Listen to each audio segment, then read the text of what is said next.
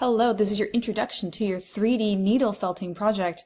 This is called a transformed sphere.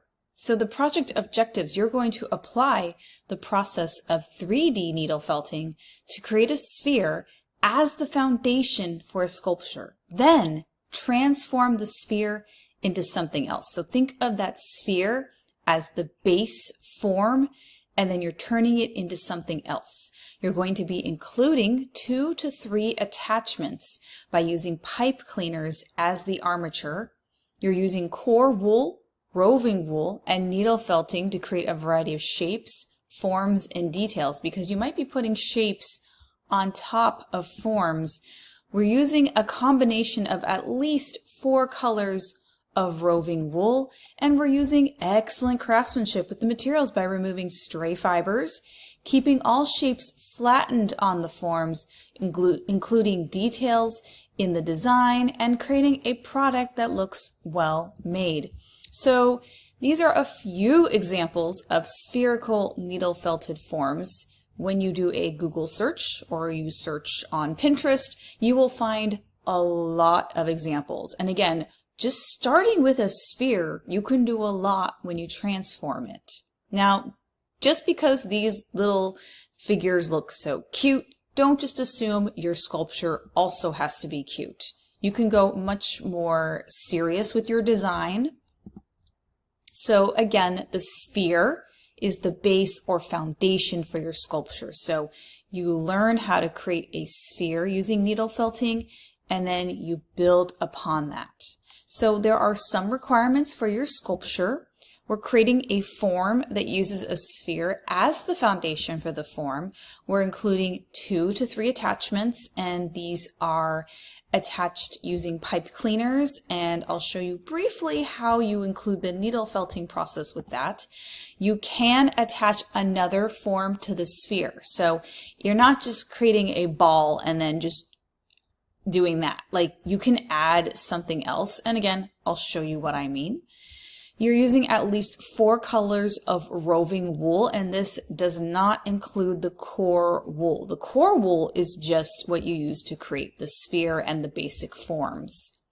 Your sculpture must be physically balanced, and your completed sculpture should be about 2 to 3 inches tall. That does seem a little small, but again, remember when you start needle felting that core wool, the material shrinks a little bit due to the needle felting process. However, there's a big caveat with this project. There are many, many great examples of 3D needle felting. You do a search on the internet, you're going to find so many cool examples.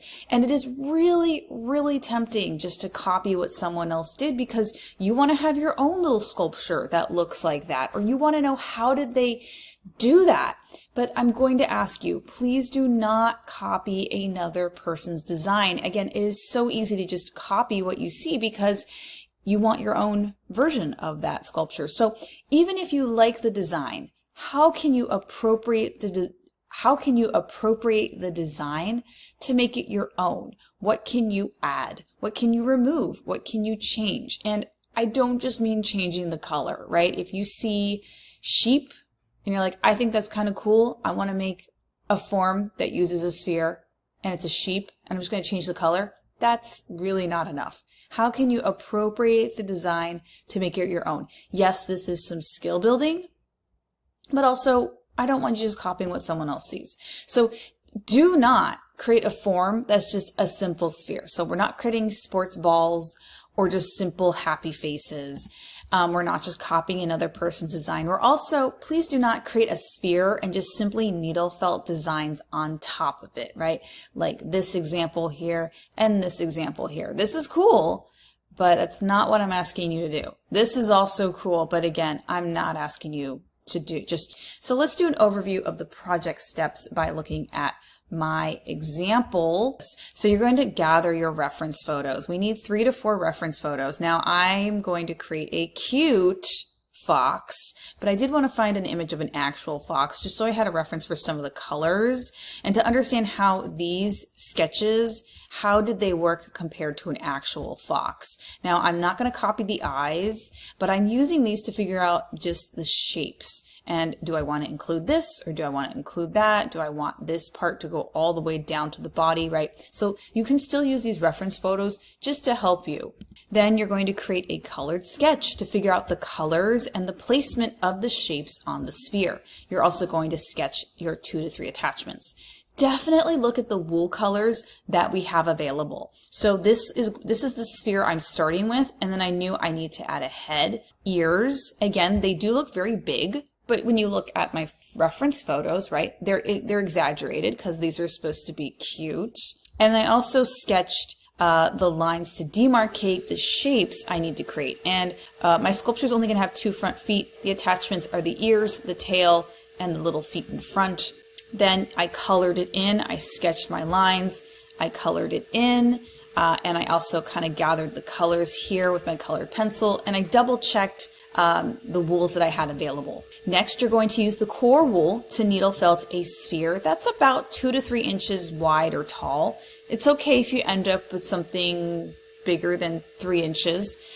So you can see my example here. It's almost at 2.5 inches. So this is the body. This is going to be the head. And then there's a couple steps. You can do these in a different order. You can just start applying all the color to the outside, or you can start adding your 2 to 3 attachments. It depends on what you feel like is better to do. I wanted to just start the tail, so I took a pipe cleaner, wrapped and needle felted the wool around it, and then I needle felted it onto the back of the form because I wanted to just get that out of the way. Then you're going to follow your color plan to continue applying wool on the exterior. So you can see here I am starting to coat the tail. Again, in my drawing, this part's going to be lighter in color, and you can see how I started applying the color to the outside of the body and continuing on with the form. And then when you're ready, you can cut and attach your pipe cleaners to form the attachments, which eventually become armatures for the form. So these are actually going to create the ears.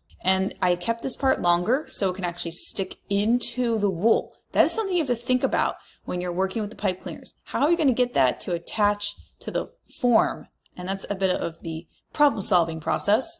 You can also use your core wool to help buff up the pipe cleaners. So we're going to actually look at my example here. So this is what I'm currently working on. I have the ears. Things are still very fluffy. They're not super tight yet because I'm still doing the needle felting process, right? So if you decide to put your attachments on first before you put the main color, it is sometimes a little harder to do the needle felting process because you have to keep moving everything around. And I do need to still buff up the back of the tail. It's buffy this way, but I need to get it more wider. So I'm probably going to buff out these sides. But what's really cool, so here is just that orange wool I'm using, and you can always just cut a neat piece of it, and then you can lay it right on the form and just needle felt it on. So that is why we start with the core wool, because the core wool establishes the form, and then we don't have to waste all this colored wool trying to build it up because we can just cover the outside.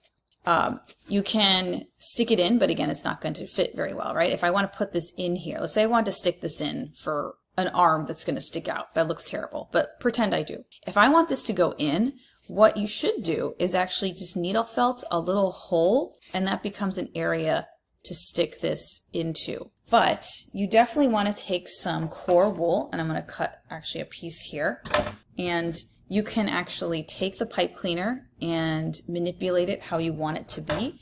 If you want to use a longer piece, I can actually fold this in half. Again, it depends on what you're trying to create, but I can twist this. And the reason why we're using pipe cleaners instead of wire is this is just fuzzy, it's easier to handle. And then I can actually start needle felting and actually start wrapping my core wool around the form. So that is how you can actually you can turn this into something more buff rather than keeping it really thin. Now, of course, you might need a thin attachment. You may not need something really, but you have to actually cover your pipe cleaner with the wool. And there's, again, multiple ways to make this happen. And again, you want to make sure you keep rotating the form as you're needle felting